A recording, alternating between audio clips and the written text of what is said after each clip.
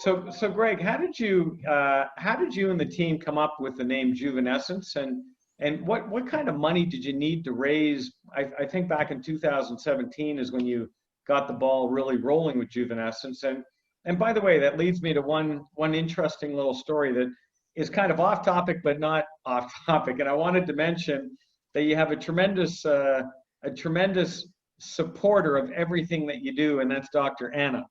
And Oh, wow. Anna, yeah, and as you know, we went for that incredible lunch back in Barcelona a few years ago, maybe 4 or 5 years ago, something like that. And I had said to Anna back then that you need to come have a lunch with Dr. Bailey. You got to sit down with this guy, and he's a phenomenal entrepreneur. He's a great old friend, and I want you to learn about the entrepreneurial side of being a doctor. So you become a doctor, and then you can also look at other entrepreneurial things in life. And I remember, we went for that amazing lunch.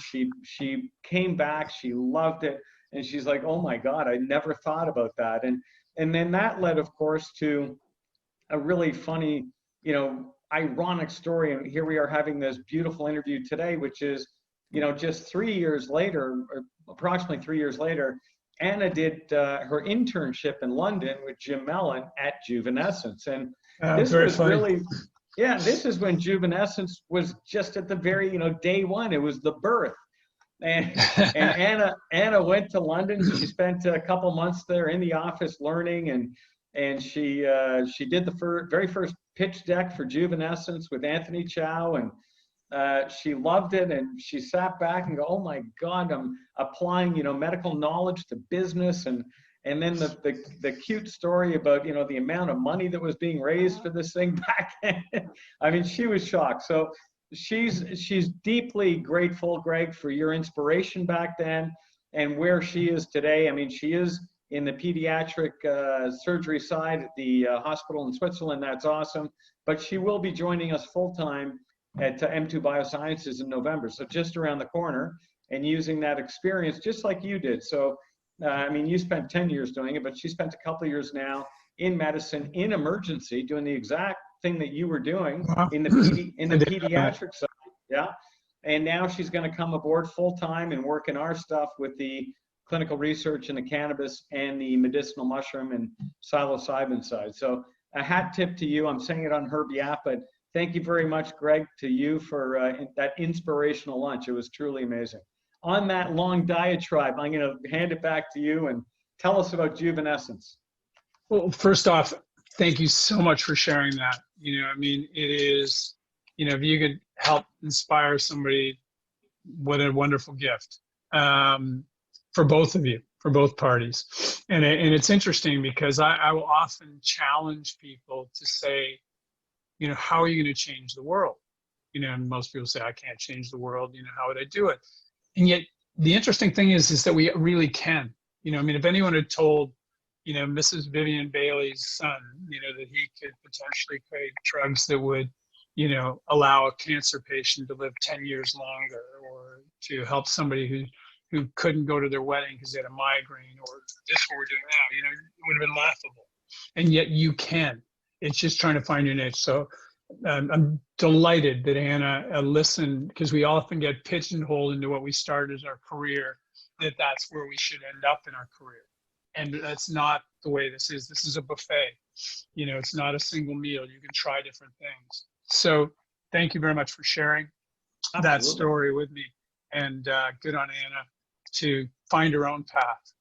As far as Juvenescence, about 9 years ago, I met a gentleman named Luigi Fontana, who's one of the top people in the world for caloric restriction, which is the #1 way to live longer healthy. 1,800 calories for men, 1,200 calories for women. And then the next year I met Walter Longo, who said, you don't have to do that every day. You can do it intermittent fasting once every 3 months, 5 days, 800 calories, no carbs, no meats during that period of time. And you will reset the body. It tricks the body of thinking you're going to a starvation state. And it takes it about 3 months before it figures out, oh, you're not going to a starvation state, and reprocesses energy differently. Then I met Walter Bortz, and Walter was the head of gerontology at Stanford. And he basically said, he had a formula for how long you live, which I disagree with, and I told him that. He said it's 15% your genes, genetic profile. We know that from twin studies, because that seems to be what the overlap is. 15 to 25% is actually the right number. And he says 25% is lifestyle.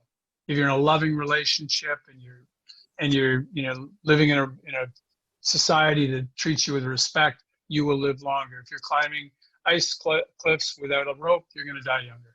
So lifestyle 25%. He thinks the rest, the residual 60% is all exercise. I disagree. I think diet plays an enormous role as well.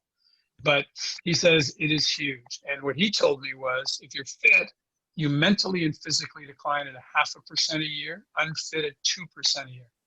That's huge, factor of 4.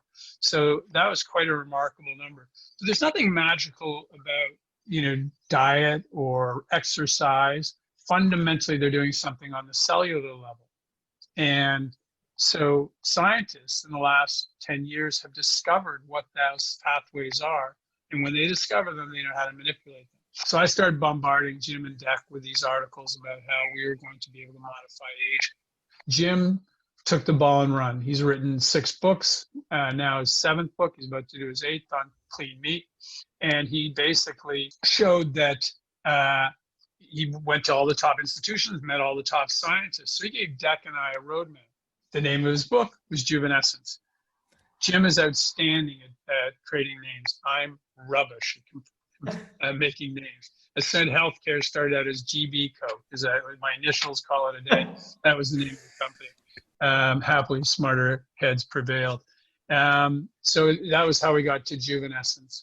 And now we're going to be going with our products as Juve Labs, because nobody seems to know how to spell Juvenescence except Jim, Deck, and I.